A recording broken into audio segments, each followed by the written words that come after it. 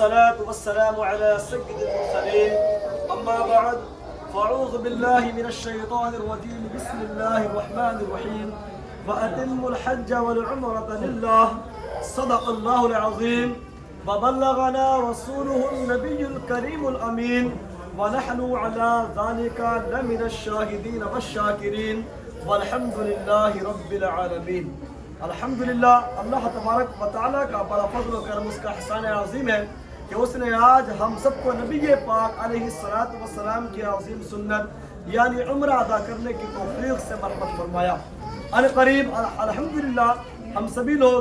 حرم شریف کا دیدار کریں گے، وہ کعبہ معظمہ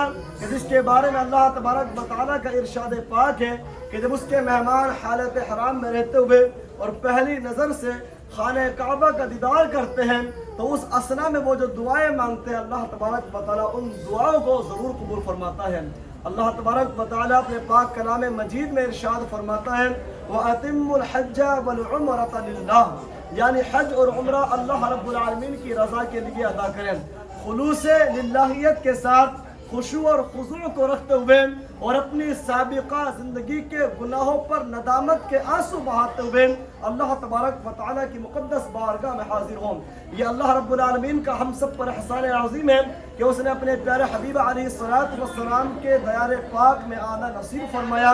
یہ وہ مقدس سرزمین ہے کہ ساری روئے زمین کو چھوڑ کر اللہ تبارک و تعالیٰ نے اس سرزمین کی قسم اٹھا کر کے نبی پاک علیہ السلام سے کلام کیا اور اس سرزمین کی قسم کو یاد کیا اور فرمایا لا اقسم بهذا البلد وانت حل بهذا البلد، اے حبیب علیہ السلام مجھے شہر آپ کے چلنے کے قدموں کی برکت سے کہ اس مقدس شہر میں آپ کے قدم مبارک جو ہے وہ چلتے ہیں، حل کرتے ہیں، یعنی کہ اس میں آپ تشریف رکھتے ہیں۔ نبی پاک علیہ السلام کی ذات بابرکت اتنی مبارک ذات بابرکت ہے کہ وہ بیان سے قاصر ہے۔ المختصر میں آپ کو یہاں پر تمام فضائل و مناقب بیان نہ کرتے ہوئے عمرے کے تعلق سے مختصر انداز میں آپ کے سامنے اس کے فرائض، واجبات، شرائط، احکام و ارکان کا تذکرہ کرنا ضروری سمجھتا ہوں، کیونکہ اب ہم سب نے مل کر کے یہاں پر عمرے کو ادا کرنا ہے۔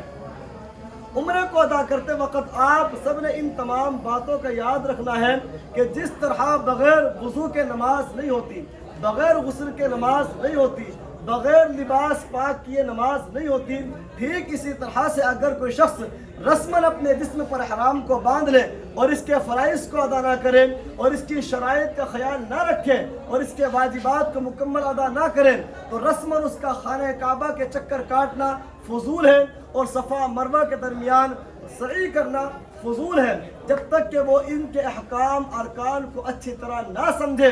آپ لوگ بخوبی بہتر جانتے ہیں اگر کوئی شخص بغیر وضو کے مصلی پر کھڑے ہو کر الحمد کی الف سے لے کر کے والناس کے سین تک پورا قرآن نماز میں پڑھنا چاہے وہ پڑھ تو سکتا ہے، قیام بھی کرے، رکوع بھی کرے، سجود بھی کرے، لیکن وضو نہ ہونے کی وجہ سے یہ اس کا قیام بھی بیکار ہے، رکوع و سجود تمام کی تمام عبادت بالکل اس کی ضائع ہو جاتی ہے۔ ٹھیک اسی طرح سے عمرے کے اندر جو فرائض ہیں، واجبات ہیں، شرائط ہیں، ان تمام باتوں کو ملحوظ رکھتے ہوئے آپ نے اس عبادت کو مکمل ادا کرنا ہے۔ یاد رکھیں جب بھی آپ نے عمرے کا ارادہ کرنا ہے تو عمرے کے اندر 4 باتیں ایسی ہیں، 4 اسٹیپس ایسے ہیں کہ جن کو ادا کیے بغیر آپ کا عمرہ مکمل نہ ہوگا۔ اگر ان میں سے کوئی اسٹیپ بھی چھوٹا تو آپ کے اوپر ایک بکرا دم دینا واجب بھی آئے گا۔ پہلا یاد رکھیں کہ سب سے پہلا جو فرض ہے عمرے کے لیے جو شرائط ہے وہ احرام کا ہونا عمرے کے لیے شرط میں شامل ہے،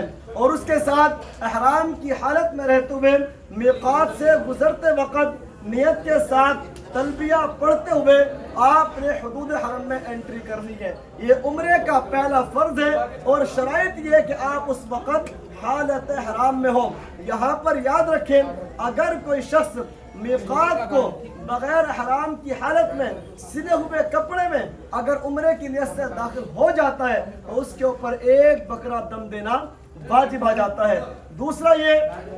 کہ ان قریب ہم سب نے دوسرے فرض کو ادا کرنا ہے، حالت وضو میں رہتے ہوئے خانہ کعبہ کے 7 چکر مکمل کرنے ہیں۔ یہاں پر میں لفظ وضو کوڈ کرتا ہوں، یاد رکھیں کہ حالت وضو میں رہتے ہوئے خانہ کعبہ کے 7 چکر آپ نے مکمل ادا کرنے ہیں. اگر ایک چکر بھی آپ کا بغیر وضو کے ہوا تو آپ کا طواف باطل ہو جائے گا, طواف ٹوٹ جائے گا, جس کی وجہ سے آپ کا عمرہ نامکمل ہوگا. اگر آپ نے وضو کا اعادہ نہ کیا, وضو کو دوبارہ نہ کیا اور آپ ایسے ہی عمرہ کرتے چلے گئے تو آپ کے اوپر ایک بکرا دم دینا پھر بھی واجب آئے گا. بالفرض مان لیا جائے اگر شروع کے پہلے 3 چکروں میں کسی کا وضو ٹوٹ جاتا ہے, وہ باہر نکلے, پھر وضو کرے اور اپنے طواف کو دوبارہ شروع کریں. اسی طرح سے اگر کسی کا وضو 3 چکروں کے بعد ٹوٹتا ہے تو وہ پھر بھی باہر نکلے, وضو کرے اور اپنے طواف کو دوبارہ شروع نہ کریں,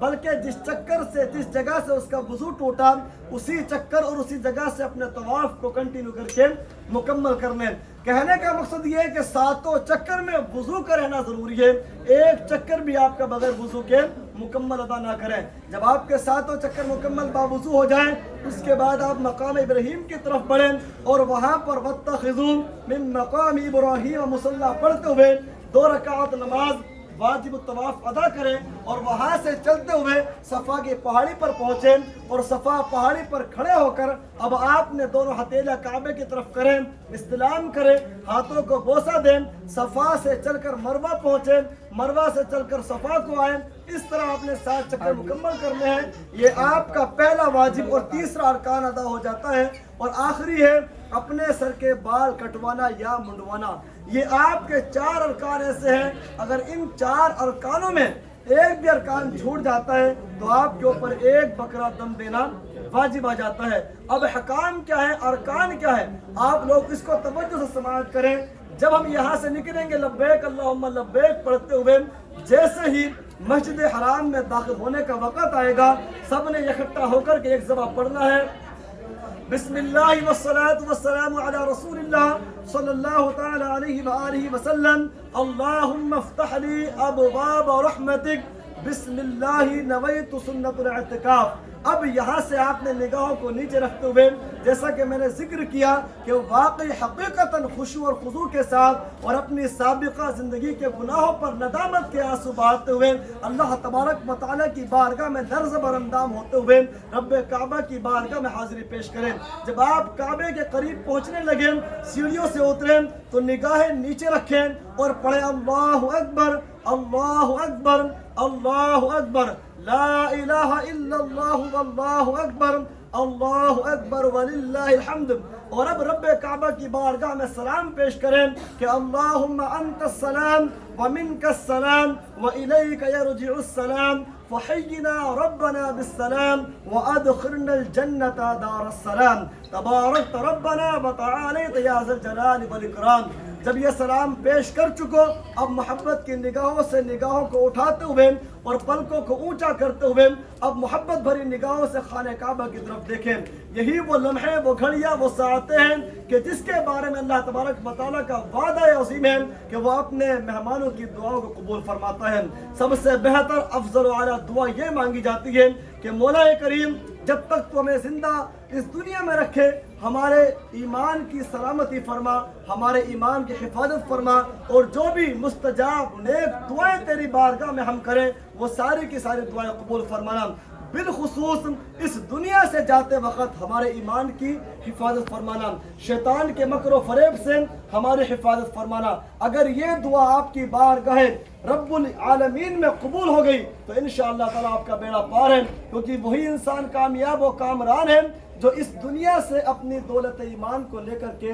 عقبہ کی طرف گیا, آخرت کی طرف گیا. جب آپ دعا کر چکے اس کے بعد اپنے اہل و عیال کے لیے دعا کریں, اپنے گھر والوں کے لیے دعا کریں, اپنے بیماروں کے لیے دعائیں کریں, کاروبار کے لیے دعائیں کریں. جب دعا مکمل ہو جائے تو مرد حضرات اس طرح سے استباح کر لیں جیسا انہوں نے کیا ہوا ہے. رائٹ شولڈر کے نیچے سے چادر کو نکال کر کے لیفٹ شولڈر پر ڈال لینے کو اجتباع کہتے ہیں. جب اجتباع کر چکو اب ہلکے ہلکے قدموں سے حجر اسود والے کارنر کی طرف بڑھنا شروع کریں گے, لیکن بڑھتے ہوئے آپ نے نیت کرنی ہے اللہم انی ارید الطواف بیتک الحرام فیسرہ لی وتقبلہ منی 7 اشواط للہ تعالی. اے اللہ میں تیری بارگاہ میں خانہ کعبہ کے طواف کے لیے 7 چکروں کی نیت کرتا یا کرتی ہوں, اس کو اپنی بارگاہ میں قبول فرما اور ہمارے لیے آسان فرما۔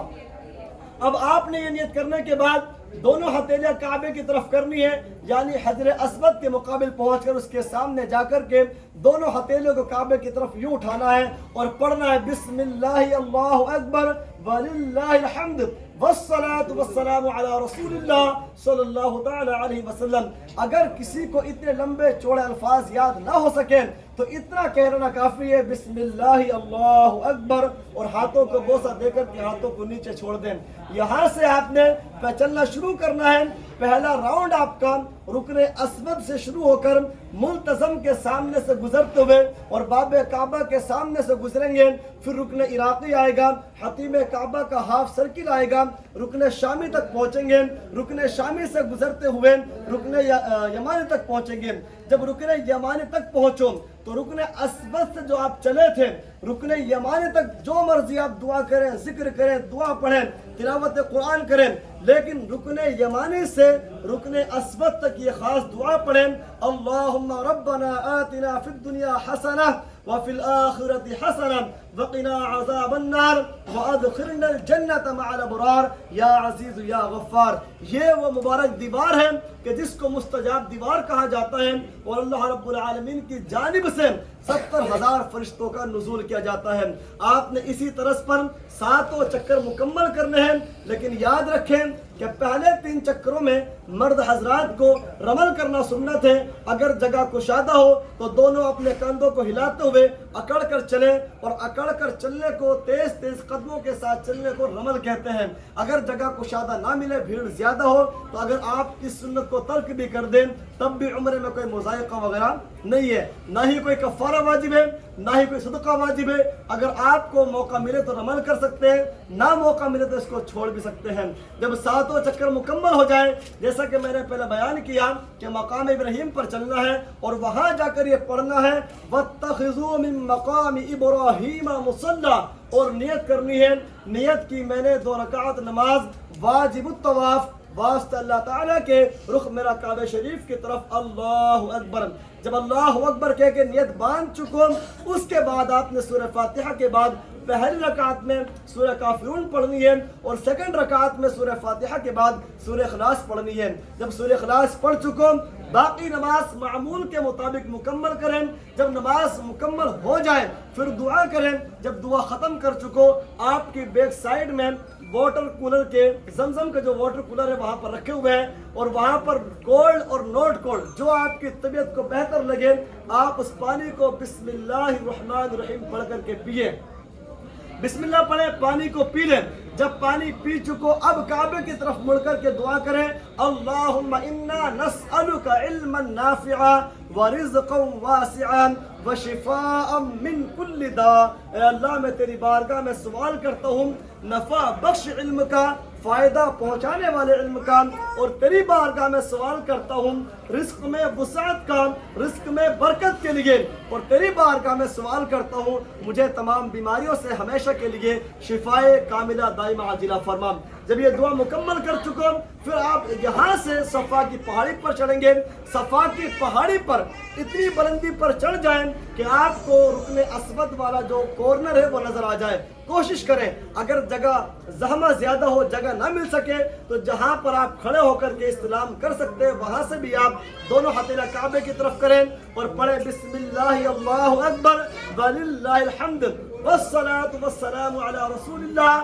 صلی اللہ تعالی علیہ وسلم۔ ہاتھوں کو بوسہ دیں، ہاتھوں کو نیچے چھوڑ دیں۔ اب یہاں پر سورہ بقرہ کی مشہور و معروف آیت کریمہ تلاوت کریں، ان الصفا والمروۃ من شعائر اللہ فمن حج البيت أو اعتمر فلا جناح عليه أن يطوف بهما ومن تطوع خيرا فإن الله شاكر عليم۔ اور اس کے بعد آگے پڑھیں اللهم إني أريد السعي بین الصفا والمروہ 7 اشواط للہ تعالی۔ اے اللہ، میں تیری بارگاہ میں صفا اور مروہ کے مابین، یعنی ان کے درمیان 7 چکروں کے لیے سعی کی نیت کرتا یا کرتی ہوں، اس کو اپنی بارگاہ میں قبول فرما اور ہمارے لیے آسان فرما۔ اب آپ صفا سے چل کر کے جیسے ہی مروہ کی طرف بڑھیں گے، چند قدموں کے بعد آپ کو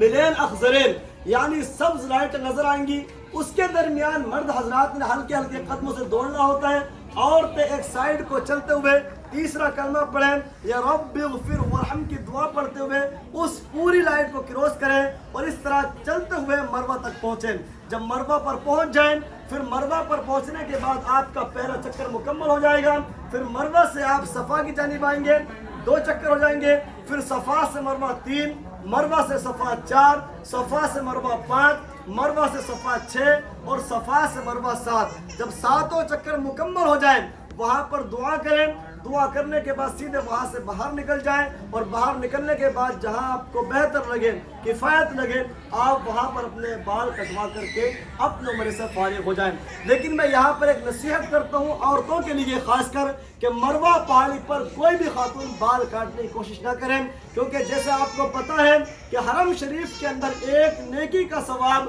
1 لاکھ نیکی کے برابر اللہ تبارک و تعالی ہمیں عطا فرماتا ہے، اسی طرح سے ایک گناہ کا عذاب بھی 1 لاکھ گناہ کے برابر لکھا جاتا ہے۔ گناہ کب ہوتا ہے؟ جب عورتیں وہاں بال کاٹنے کے لیے اپنے بال کو دوپٹے سے باہر نکالتی ہیں، اگر اس درمیان کسی غیر مرد کی نگاہ ان کے بالوں پر پڑ جائے تو اس گناہ کی ذمہ دار وہ خود ہوں گی، اس لیے احتیاط کریں۔ پورا عمرہ مکمل کر کے خواتین اپنے ہوٹل آ جائیں اور اپنے مرد حضرات کا انتظار کریں، جب وہ بال کٹوا کر کے آ جائیں تو ان کے ہاتھوں سے اپنے بال کٹوائیں۔ اگر کسی خاتون کے ساتھ کوئی نہیں آیا تو جس خاتون کے بال کٹ چکے ہوں وہ خاتون اس خاتون کے بال کاٹ سکتی ہے۔ دعا کرتا ہوں کہ اللہ تبارک و تعالی ہم سب کو نبی کے پاک علیہ الصلوۃ والسلام کی عظیم سنت اپنی بارگاہ میں مقبول فرمائے اور اس کو صحیح احکام و ارکان کے ساتھ ہم سب کو ادا کرنے کی توفیق عطا فرمائے۔ السلام علیکم ورحمۃ اللہ وبرکاتہ۔